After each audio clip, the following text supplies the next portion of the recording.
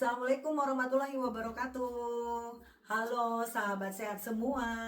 Hari ini saya bahagia banget karena bisa ngobrol dengan sosok yang luar biasa. Beliau adalah Ibu Profesor Dr. Tati Rajab Mengko. Beliau adalah guru besar ITB. Walaupun sudah punah bakti, beliau semangatnya masih 45 plus. Ih, keren banget ya. Sehat, aktif, dan tetap berkarya. Selamat datang Bu Profesor. Terima kasih Bu Nanda cantik. Assalamualaikum warahmatullahi wabarakatuh. Waalaikumsalam warahmatullahi wabarakatuh. Bu Prof, boleh dong cerita singkat sedikit saja ya. Dulu Bu Prof masuk ke ITB itu lewat jalur apa Bu? Terus dan apa yang membuat Ibu jatuh cinta di dunia akademik Bu? Baiklah, di cerita singkat aja ya. Ya. Kalau dikatakan jalur apa, zaman itu mah nggak pakai jalur-jaluran. Pokoknya masuk aja, itu lulus testing dan oke.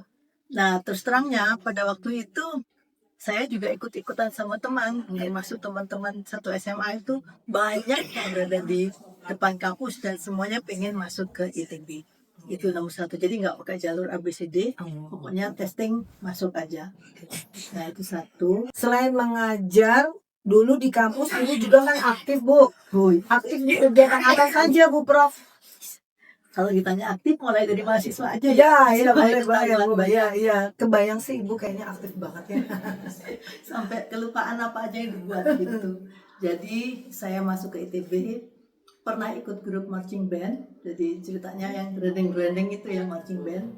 Sampai akhirnya jadi majoretnya juga yang di depan. Oh, keren Bu. Itu kemudian saya ikut juga kegiatan di radio ITB, di mana itu banyak juga menyampaikan hal-hal, informasi, dan juga kita belajar bagaimana siaran, tapi kita belajar teknikal juga sedikit. Selainnya itu, kegiatan lain adalah donor darah. Jadi saya juga ikut kegiatan donor darah, di mana setiap 6 bulan kita memberikan apa yang kita punya untuk diberikan kepada orang lain, yaitu darah kita. Itu ada lagi yang lain, jadi saya rasanya selama sekolah itu kerjaannya main melulu gitu. Wah. Ada juga main di air, di ski air gitu. Jadi ski air itu tempatnya di Jatiluhur. Nah kemudian karena pada waktu itu rektornya juga suka main ski air. Malah beliaunya itu ngajak, Bu, kita mesti membuat suatu yang organisasi gitu ya. yang benar begitu ya. Jadi selainnya ski juga mesti bikin kano. Anak mahasiswa harus bikin sendiri bagaimana caranya bikin kano. Nanti juga balapan. Jadi nanti kano-kanonya bisa dijual dan segala macam. Itu sudah ada konsep menjadi satu. Jadi pada waktu mahasiswa ya. pada waktu mahasiswa. Seru ya. Seru banget.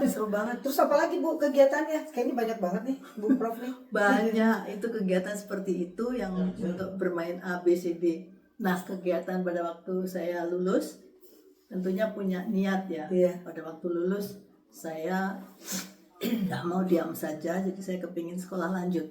Tentunya tidak punya keuangan pada waktu itu, biasa. Teman-teman juga mana ada sih yang punya uang untuk sekolah lanjut pada waktu itu. Kita bayar SPP aja udah bagus gitu ya. Jadi akhirnya mencoba mencari beasiswa dari A, B, C, D. Ujung-ujungnya dapatlah satu beasiswa dari pemerintah Prancis. Ini sebenarnya tidak semudah itu. Setelah lulus tuh saya menikah, kemudian kita mencari beasiswa bersama-sama suami ke A, saya ke B gitu. Jadi nggak pernah ada yang nyambung. Ujung-ujungnya dia diterima, saya enggak, atau saya diterima dia enggak. Saya terakhir mengatakan bahwa ya sudah, siapa duluan saja yang diterima, nanti kita belakangan aja, yang penting kita punya anak dulu. Ujungnya kami berdua diterima. Jadi anaknya jadi ceritanya seru juga. Seru ya Bu ya, mencari sekolah. Akhirnya sekolahlah kita di Perancis selama 4 tahun. Kebetulan berdua, dan mencari cara bagaimana caranya supaya bisa satu kampus. Sebenarnya sih tidak pas juga satu kampus, bisa juga satu ditawarin di kampus A, satu ditawarin di kampus B begitu. Akhirnya kita milih ya sudah, adanya itu ya kita ambil. Akhirnya satu kampus sampai 4 tahun kita pulang. Nah, kegiatan kalau Bu Nenden menanyakan, mahasiswa tadi sudah ya cerita main-main dan segala macam.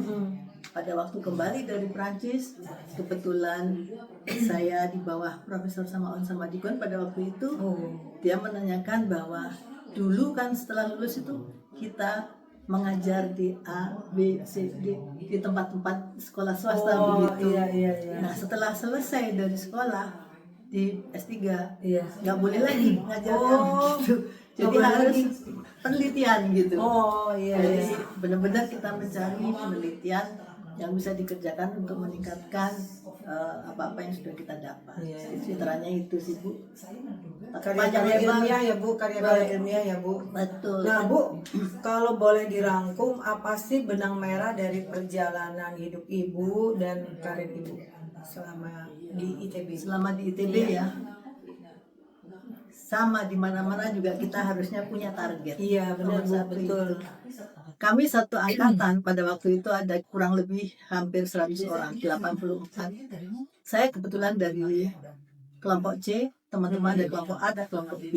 Kelompok A itu PLN Bu, elektro kan PLN. Kelompok B telekomunikasi. Saya kelompok C yang umum elektronika dan lain-lain. Kami sepakat bahwa target kita harus jadi number one di Indonesia. Jadi yang lulusan A harus jadi direktur PLN, lulusan B harus jadi direktur Telkom. Saya bilang saya maunya jadi ITB 1. Wih, keren, Itu keren ya. ceritanya. Nah dalam perjalanannya pasti ada macam-macam. Yang A dan B itu sukses Bu. Jadi akhirnya teman satu angkatan jadi direktur PLN. Akhirnya. Tapi kan Ibu juga sukses Bu, jadi hampir lulusan ITB. Iya. Tapi jadi ITB 1 hampir. Hampir. Baru sampai nomor 7 aja. Saya juga apply pada waktu itu tapi nggak masuk. Nah jalurnya akhirnya tetap di tempat pendidikan tapi di struktural ya. Jadi saya pernah jadi sekretaris jurusan, ketua jurusan, kemudian jadi PK, direktur A, B, C dan segala macam ya. Pokoknya Bu di jurusan apa Bu? Jurusan elektro. Elektro. Ya, elektronika. Elektronika. Iya. Nah ceritanya seperti itu. Nggak kerasa Bu. Di waktu itu berjalan dengan cepatnya. Jadi setiap kali ada anak-anak baru, itu saya juga setiap kali semangat. Saya tanya mereka apa kegiatannya. Saya selalu tanyakan pada waktu mahasiswa, mereka senang apa tidak. Nah itu. Yang penting adalah mereka senang dan ke depan mereka menjadi anak-anak yang bisa dibanggakan. Enjoy lah Bu ya. Gitu bangga terhadap ini ya. Jangan suntuk. Betul. Bu Prof, banyak orang setelah pensiun itu kan mereka malah tidur di rumah mager gitu ya, nggak ada aktivitas. Nah kalau Bu Prof sekarang kegiatan aktivitasnya apa Bu Prof setelah pensiun ini? Selain mungkin ada kegiatan yang lain, mungkin ada kegiatan apa gitu Bu Prof? Boleh cerita sedikit? Nah itu dia itu kegiatan sebenarnya semua orang mengatakan bahwa asik lah pensiun. Sebenarnya kalau maaf kalau cuannya cukup ya asik-asik aja. Kalau nggak cukup ya repot-repot juga. Nah untungnya sebelum pensiun saya mempunyai beberapa pekerjaan yang kurang lebih berkaitan dengan teknologi kesehatan. Jadi itu yang bisa dikira bagian bikin peralatan bersama teman-teman namanya NIVA. NIVA itu non-invasive vascular analyzer. Jadi ini adalah suatu alat yang bisa dipakai untuk mengukur kelenturan pembuluh darah. NIVA itu sendiri seperti itu. Kalau di rumah sakit yang lain itu hanya ada 2 parameter. Tapi di ITB ini kita bikin sampai 15 parameter. Wah, jadi sebenarnya parameternya apa aja itu antara lain Bu? Macam-macam. Semuanya yang berkaitan dengan tekanan pembuluh darah, tekanan darah dan juga aliran darah. Jadi sensornya hanya tekanan darah di tangan kiri dan kanan, kaki kiri dan kanan. Kemudian di ujung jari itu aliran darah. Nah dari 6 sensor ini saja kita bisa melihat bagaimana sih posisinya keadaan pembuluh darah kita dalam badan. Bu Prof, kan Ibu kan di jurusan elektro ya Bu. Nah kan yang orang tahu kalau elektro itu kan urusannya kayak dengan ini ya, elektronika gitu ya. Ya. Ini kok ibu bisa dengan jurusan pembuluh darah itu gimana bu? Urusannya Hubungannya? itu, Iya gitu loh. ya. Itu gimana? Ya, ceritanya itu karena saya bagian C. C itu dulu namanya elektronika. Oh, Semua iya. peralatan yang ada di mana-mana itu kan terkait dengan elektronika sebetulnya. Jadi tapi elektronika ada elektronika industri, ada elektronika pertahanan, ada elektronika. Ini adalah elektronika yang terkait dengan kesehatan. Nah, jadi masuklah di situ. Iya. Nah, saya bisa cerita pada waktu saya pulang dari Prancis, profesor saya pada waktu itu kan kita anak muda mengatakan topik kita ada dua, satu elektronika industri, satu elektronika kedokteran. Jadi saya milih yang itu. Elektronika kedokteran. Iya. Gitu. Nah, Bu, kan waktu itu saya dengar ibu sempat kena stroke ya, Bu ya. Nah, itu kejadiannya itu bagaimana, Bu? Awal mulai kejadiannya ibu kena itu, ibu boleh cerita, Bu? Nah, itu kejadian rezeki saya. Iya, ibu bilang rezeki ya, Bu. Ya, betul, benar. Rezeki dari Allah, benar, betul. Apapun lah ya. Nah, saya tuh waktu itu lagi sibuk-sibuknya. Saya lagi jadi dekan. Dan waktu itu udah running ke rektor dan segala macam nggak dapat. Kemudian kita tiba-tiba terjadi. Nah, ini nanti saya kaitkan dengan kegiatan saya pada waktu pensiun ya. Oh iya. Ini ceritanya kenapa bisa dapat stroke. Iya. Ya tentunya. Tapi sebelum pensiun kan, Bu? Belum, jauh 20 tahun. Iya. Jadi 20 tahun yang lalu ceritanya kebetulan saya jadi pejabat, ceritanya pejabat kecil-kecilan nih. Tapi kan biasanya rapat di mana-mana. Iya, sibuk banget ya Pak, Bu ya. Ngopi, goreng, benar, makanan tidak benar, betul, tidur tidak benar, dan segala macam yang bagus-bagus itu. Benar. Pola hidup sehat ya Bu. Pola hidup sehat itu sangat tidak betul. Akhirnya suatu saat saya pulang dari kantor, saya tidak bisa, agak limbung. Kemudian sekretaris saya mengatakan, Bu, kok jalannya agak limbung, pakai payung. Saya masih nyupir sendiri pada waktu itu. Ya, jadi saya pulang, bisa kok nyupir. Nah, celakanya sampai di rumah saya acuh. Sebenarnya saya nggak tahu bahwa dipedulikan, padahal itu udah kena gejala ya Bu. Betul. Besok paginya saya ada kerjaan ke luar kota harusnya. Tanpa di luar kota, saya tidak bisa mengangkat tangan. Yang pertama kali yang merasakan ketahuan hari keesokan harinya. Wah, ini langsung saya telepon adik saya ini. Kebetulan adik saya dokter. Kamu langsung ke Brunius katanya. Kata adiknya. Iya. Langsung diperiksa, benar dapat stroke rupanya. Dicek semuanya, akhirnya klinik. Saya dirawat di rumah sakit selama 2 minggu. Tapi bicara masih normal ya Bu? Waktu itu? Atau udah pelo gitu? Atau gimana kerasanya? Nggak sampai pelo sih Bu Nende. Jadi ini kayak dipukang aja gitu satu sebelah. Dan alhamdulillahnya saya merasa bahwa otak saya itu ada kiri dan kanan, ketahuan. Jadi yang kena itu yang sebelah kanan, yang sebelah kiri nggak bisa jalan sama sekali. Lemah dan tidak bisa bergerak. Nggak bisa gerak aja. Jadi kebayang Bu Nende, badan kita rasanya tinggal separuh, nggak bisa ke sana, nggak bisa ke sini. Itu stres juga lumayan sih. Nah, akhirnya kata dokternya, itu mas stroke ringan Bu, cepat selesai. Ternyata ya selama 20 tahun ya tidak ringan juga gitu. Berarti 20 tahun yang lalu ya Bu ya? Tahun berapa itu Bu? 2004. 22 tahun yang lalu. 22 tahun yang lalu ya. Apa yang Ibu rasakan pada saat pertama sekali dokter bilang Ibu divonis kena stroke Bu? Iya, itu harus kita terima itu. Saya kena stroke, ya itu harus dihadapi. Kemudian yang saya paling terpukul adalah saya tidak bisa bergerak itu, saya tidak bisa bergerak sebelah. Itu yang tidak. Setelah di terapi, saya boleh pulang memakai tongkat kaki 4. Jadi bisa jalan pakai. Berarti pada saat itu Ibu masih bisa jalan jalan ya Bu? Bisa, tapi masih seret-seretnya nggak bisa. Iya. Nah, kemudian di situ saya mulai terapi macam-macam, mulai dari tusuk jarum, dipijit, A, B, C, D, segala macam lah dicoba ya Bu ya. Sampai akhirnya seperti itu. Yang satu aja yang saya tidak lakukan Bu Nende. Ada teman-teman, bukan teman sih, ada orang yang mengatakan, Bu, penyakitnya bisa dipindahkan ke kambing. Nah, ini saya nggak tahu yang salah. Kalaupun saya ada salah, itu salah saya, bukan salah kambing. Salah kambingnya juga. Ya kan Bu? Jadi juga jadi ketiban betul. Dan katanya banyak yang berhasil Bu. Ya nggak apa-apa lah, orang lain berhasil silakan. Tapi saya bukan itu jalannya. Akhirnya saya coba cari jalan yang biasa. Nah, itu kurang lebihnya 3 bulan pertama itu saya yang paling stres dan saya tidak mau keluar. Bayangkan Nendeng, saya biasanya Di rumah aja kebayang deh di rumah aja, nggak pergi bisa terus gitu ya, sibuk ya, kebayang ya. ya. Saya nggak berani keluar. Kemudian teman-teman saya yang masih dukung, saudara sama teman-teman datang ke rumah. Ayo balik lagi ke kampus. Sudah, saya nggak bisa jalan. Bisa pak. Ya nanti kalau jatuh, ya kalau jatuh berdiri lagi lah. Karena itu teman-teman itu membuat saya sampai bangkit lagi. Akhirnya saya bangkit lagi dan saya janji sudah stop untuk struktural. Jadi saya kembali ke fungsional aja. Saya ngajar dan meneliti sampai ujungnya dapat NIFA. Oh, sampai ibu lahirlah NIFA. Tahun berapa tuh bu lahir NIFA? NIFA itu 2013. Oh, itu karena ada keinginan banyak orang jangan sampai kena gitu ya bu ya. Gitu ya. Sebenarnya sebelum NIFA ada untuk jantung, ada macam-macam beberapa ya. Tapi yang sampai jadi pasaran dan bisa Dan dapat penghargaan ya katanya ya dari Bapak Presiden ya bu ya. waktu itu. Sampai dipanggil ya bu. Iya. Jadi Bapak Ibu Profesor Tati Rajab Meko ini dapat penghargaan dari Presiden Habibie ya? Oh Pak Habibie ya, bukan yang sesudahnya ya, bukan ya? Bukan ya. Jadi keren banget Bapak Ibu.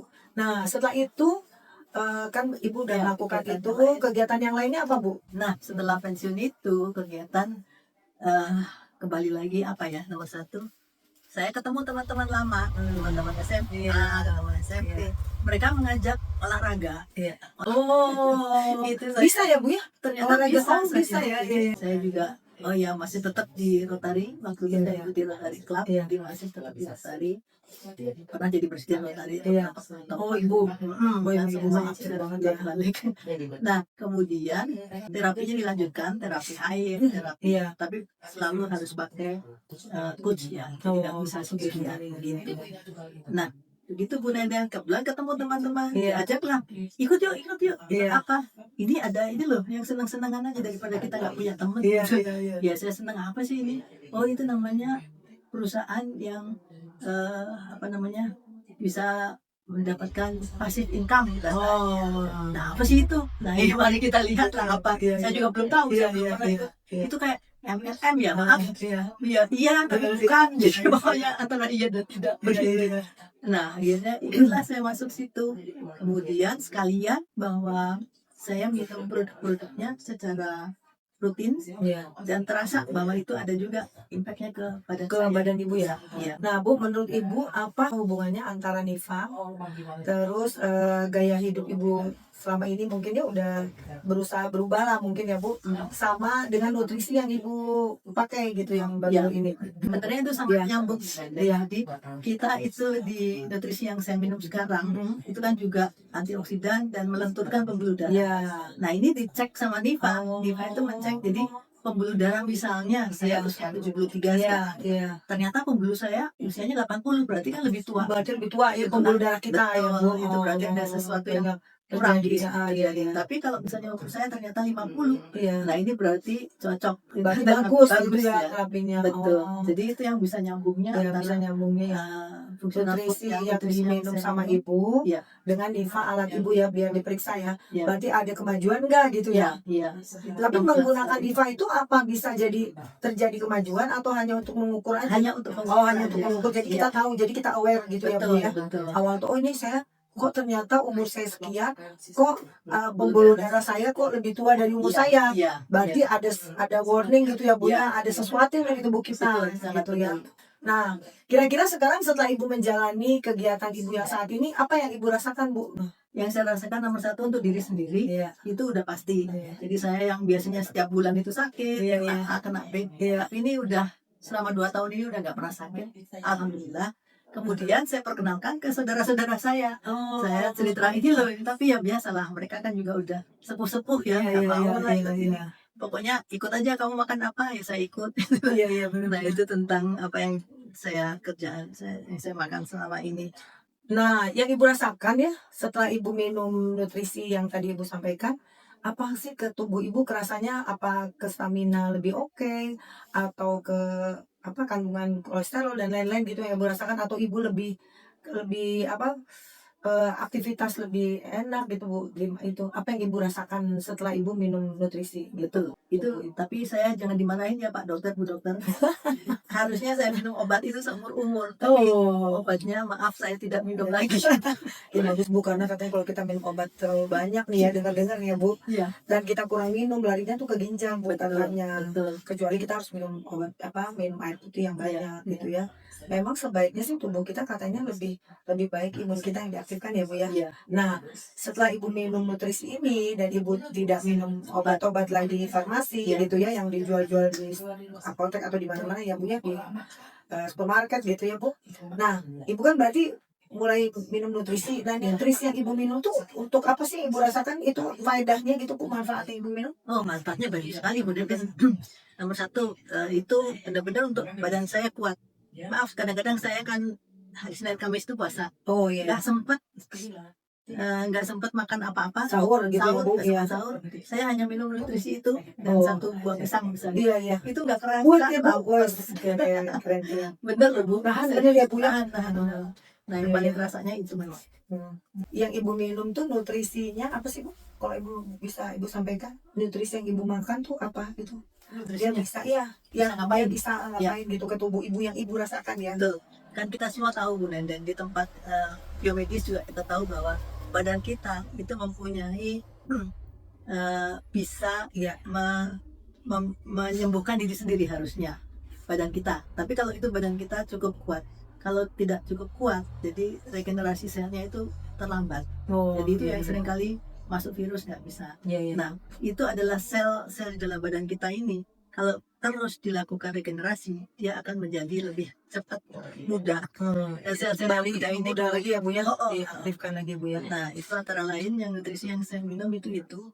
Selainnya juga ada nutrisi yang antioksidan. Tubuh kita ini ternyata terdiri dari triliunan sel ya Bu ya. Sangat Dengan panjang pembuluh darah kita berapa Bu? 100.000 kilometer. 100 kilometer ya Allah. Sebegitu panjangnya ya. Karena banyak ya. pembuluh kecil. Oh, Pembuluh kita banyak sekali. Jadi kalau di CBPS gitu bisa 100.000. ya ampun, bisa 100.000 kilometer ya pembuluh darah kita. Oh ya ampun, saya baru tahu loh Bu. Nah Bu, berarti dengan kita minum nutrisi ini, itu apa yang diaktifkan Bu? Nomor satu, Iya. sel ya. Sel kita, regenerasi sel. Iya, iya. Kedua, sel-sel saraf ini, Bu. Oh. Sel saraf itu yang tergantung sama salah satu produk yang juga. Misalnya ini sel saraf itu kan fungsinya untuk menjaga supaya kita tidak cepat demensia. Oh, iya Demensia benar ini benar. macam-macam. Penting banget itu ya Bu, benar. Penting banget ya. Sekarang Bu Nenden nanya-nanya saya, nanti besok lusa saya bilang, apa sih Bu? Itu berarti ada sesuatu yang salah di situ. Atau malah nggak kenal ini siapa sih? Sekarang diperkenalkan nanti siapa lagi itu. Jadi salah satu nutrisi untuk antioksidan, regenerasi sel, dan juga memperkuat sel-sel saraf. Nah, Bu Prof, saya ingin tahu ya, setahun lalu saya ketemu sama Ibu, itu dengan sekarang saya ketemu sama Ibu, itu jauh banget loh Bu perbedaannya. Saya lihat ya, Ibu Prof ini itu lebih energik, lebih seger, lebih lincah. Kalau saya lihat ya jalan kenceng banget Bu, saya kemarin lihat. Terus Ibu lebih glowing. Nah, boleh dong Bu ceritakan kepada kami semua apa rahasianya? Rahasianya kacamatanya Bu Nenden mesti ganti ukuran. Bisa aja Bu nanti. Tapi sebenarnya apa yang kegiatan yang saya lakukan nggak banyak, sama seperti orang-orang yang lain, tapi hanya lebih fokus saja. Yaitu nomor satu olahraga. Olahraga itu banyak ya. Kita bisa olahraga jalan pagi, bisa. Saya olahraga LTK di Tiangung itu 1 minggu 1 kali. Kemudian saya olahraga yang bikin hati saya senang, yaitu olahraga bersama teman-teman SMA, namanya gateball. Terus terangnya saya belum pernah tahu itu apa olahraga gateball, jadi saya baru belajar waktu sekarang. Nah, yang ketiga tentunya makanan ya. Makanan harus yang baik dan bernutrisi. Ini yang penting sekali. Kalau boleh saya tahu, nutrisi apa Bu yang Ibu sampaikan tadi? Berbagilah Bu kepada kami, biar kami juga bisa ikut sehat, glowing kayak Ibu. Ya, ada functional food yang saya temukan belakangan hari ini, diproduksi oleh Korea. Oh. Nah, dari situ saya minum namanya 3 pilar. Wah, kenapa Bu disebut 3 pilar? Ya, karena ada 3 dan 3-3-nya ini nggak boleh lepas satu, mesti harus jadi satu. Yang nomor 1 adalah hemohim ya. Hemohim itu ini ya Bu. Nah, ini ceritanya ini sangat baik sekali untuk imun badan saya. Oh. Jadi beberapa orang yang kena stroke itu banyak sekali sel-sel mati dan bentuk tumbuhnya itu sangat-sangat pelan. Nah, dengan adanya imunium ini dipercepat untuk lebih muncul sel-selnya. Tapi tidak bisa satu saja. Saya ceritanya ada 3. Yang kedua adalah pomegranate. Nah, ini ceritanya sama dengan apa yang saya kerjakan yang lalu, yaitu tergantung dengan pembuluh darah. Jadi ini untuk melancarkan aliran darah di dalam badan. Bagus dong ya, pome itu ya Bu, Sangat bagus. melancarkan jadi Aliran darah. yang kaku-kaku dilenturkan gitu ya Bu. Ya, Oh. terutama untuk aliran darah ke otak dan ke seluruh pembuluh. Terus buat kulit gimana Bu? Nah, Bagus itu tadi. Katanya sih ya. itu, katanya nanti ada lagi yang lain. Oh iya, bagus. iya. Nah, pilar yang ketiga itu namanya ginseng. Oh. Nah, ginseng ini untuk stroke sangat penting. Iya. Karena orang-orang stroke itu sarafnya banyak yang lepas atau lemah gitu ya persisnya. Nah, ini dengan adanya ginseng ini dia dikuatkan sehingga memperkuat adanya komunikasi antara badan kita dengan otak. Bagus banget ya Bu. Mudah-mudahan ini dengan podcast kita hari ini banyak orang yang menonton video kita ya Bu, dan banyak orang yang bisa terselamatkan ya Bu, dan bisa bangkit kembali bahwa penyakit stroke itu bukan akhir hidup gitu loh. Betul. Bukan suatu wah saya udah nggak bisa gitu ya. Ya. Ternyata kita bisa sehat kembali ya Bu ya, dengan kita olahraga, tidur yang cukup, makanan yang sehat, dan minum makanan nutrisi yang dibutuhkan oleh tubuh kita ya. Tadi apa tadi Bu, kalau saya ulangi ini ya Bu, Ya, hemohim hemohim. itu tadi untuk mengaktifkan imun kita ya Bu ya, meregenerasi sel ya Bu ya. Nah, yang kedua tadi apa ini Bu? Ini ya, pomegranate. Ini untuk melenturkan pembuluh darah, jadi melancarkan oksigen ke otak ya Bu ya. Ya. Dan ini yang ketiga, ini ginseng ya, red ginseng. Ini untuk apa tadi Bu? Untuk memperkuat sel-sel saraf buat stamina ya, sehingga sel saraf darah ke otak jadi lancar ya. Wow, Bapak Ibu ini keren banget. Jadi bagi para pejuang stroke atau sakit apapun boleh dicoba ya Bu ya. Boleh. Kalau ada yang ingin ditanyakan bagaimana terasanya oleh Ibu Profesor, silakan nanti DM langsung atau japri Ibu ya. Nah, Bu Prof, saya minta coba mungkin ada satu pesan terakhir untuk para pensiunan, untuk para pejuang stroke, dan siapapun yang merasa hidupnya mulai berhenti. Apa sih makna dari kita belajar apa ya? Makna hidup sehat gitu hari ini. Apa, Prof? Sebelum menjawab itu, saya tadi ada yang kelewat sedikit. Sebenarnya dalam menjadi dosen pengajar itu saya juga senang sekali karena ini adalah generasi anak-anak muda yang nanti maju ke depan dan mereka harus jauh lebih bagus daripada kita. Iya, betul. Sering-sering kali saya diceritakan oleh mereka bahwa, Bu, saya udah lulus S2, saya udah lulus S3. Iya, bahagia ya, negara B. Aduh, senang sekali itu. Senang sekali. Dan yang pesan saya untuk para penyintas stroke atau teman-teman yang sudah seusia saya ke atas, kalau bisa jangan pernah kena stroke. Makanya itu jaga kesehatan badan sebaik-baiknya. Karena bagaimanapun di ujung-ujung itu tidak enak kalau kita sakit. Nomor satu itu yang jadi ketakutan saya utama, sakit dan tidak bisa melakukan apa-apa. Jangan pernah ada. Ya, saya rasa pesannya itu. Dan untuk generasi muda, saya tuh ingat Wakil Menteri Dignas itu pernah mengatakan kita itu kayak menarik busur gitu ya, busur yang ada anak panahnya. Kita dosen-dosen maksudnya itu tarik sekuat-kuatnya sampai busur ini melejit ke depan. Sehingga mereka maju sekali, maju terus ya Bu ya. Dan semuanya yang harus menarik busur tentunya badannya harus sehat. Jangan pernah tidak pokoknya sehat. 4 pola hidup sehat itu harus dilakukan ya Bu ya. Iya. Terima kasih Bu Prof obrolan hari ini. Mudah-mudahan obrolan hari ini menjadi penguat bagi banyak orang bahwa kita itu harus hidup sehat. Apa Bu? Makan makanan yang sehat ya, minuman, terus tidur cukup ya, 6-8 jam sehari. Apalagi Bu, olahraga ya Bu ya. Itu penting banget ya Bu. Ibu olahraganya apa tuh hari ini? Kemarin tuh gateball sama berenang ya Bu ya, kalau nggak salah ya saya dengar ya. Ada satu lagi yang Cina itu Ling Tian Kung. Oh, Ling Kung ya. Iya benar-benar. Sama ini Bu, angkat beban itu makanya Bu Prof saya lihat sekarang udah lincah banget, jauh banget berbeda dengan tahun yang lalu ya Bu. Jadi buat para pejuang stroke gitu ya, kesehatan bukan masalah obat ya untuk sakit sementara, tapi tentang kesadaran, gaya hidup dan nutrisi yang tepat. Jadi Bapak Ibu, itu yang tadi disampaikan Ibu Prof, bahwa kisah tentang bangkit makna hidup dan kesehatan yang sesungguhnya. Cukup sekian obrolan hari ini. Terima kasih Bu Profesor Dr. Tati Rajab Mengko atas semua yang disampaikan hari ini, menjadi menjadi masukan atau harapan bagi banyak orang bahwa kita pejuang stroke juga bisa sehat kembali ya Bu ya, dengan asal kita tidak lupa kita harus hidup sehat, pola hidup sehat, dan kita makan makanan nutrisi yang dibutuhkan oleh tubuh kita. Begitu ya. Terima kasih Bapak Ibu semua. Assalamualaikum warahmatullahi wabarakatuh. Waalaikumsalam. Terima kasih Bu Nende. Sama-sama. Mohon maaf kalau ada salah-salah.